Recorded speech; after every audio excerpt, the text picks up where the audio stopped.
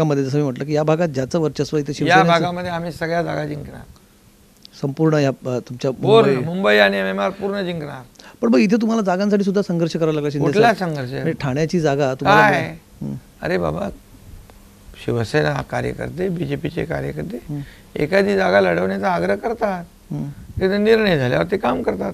आता नाईक साहेब, गणेश नाईक साहेब स्वतः, संजीव नाईक, संदीप नाईक, पूर्ण परिवार काम करतोय.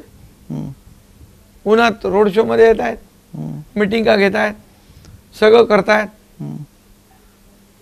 त्याला पण मनाचा मोठेपणा लागतो ना. नरेश म्हस्केला ते पूर्ण मदत करतायत. नरेश म्हस्के माझा जुना कार्यकर्ता आहे अशी भावना त्यांनी व्यक्त केली. जोपर्यंत उमेदवारी जाहीर होत नाही तोपर्यंत आज नरेश म्हस्के हा कार्यकर्ता म्हणून आम्ही दिला, एक जिल्ह्याचा संघटक. आज आमच्या शिवसेनेचे सर्व पदाधिकारी कार्यकर्ते स्वतः उमेदवार समजून काम करते.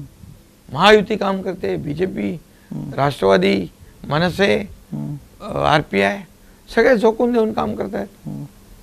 त्यामुळे आम्ही 4 तारखेला तर कळेल ना तुम्हाला. तुम्ही घोडा मैदान नजीक.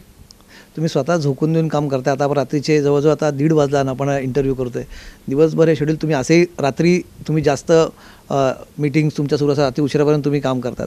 निवडणूक काळात तुम्हाला हा अजून वाढल्यासारखा वाटतोय हा तुमच्या कामाचा व्याप? काम तर निवडणुकीसारखी लढवतो आम्ही. त्यामुळे मी जिथे जातो तिथे पूर्ण व्यवस्थित नियोजन करतो आणि नियोजन जिंकण्याचं करतो. म्हणून तर मी जिकडे 2-3 दिवस थांबलो की यांना पोटदुखी होते.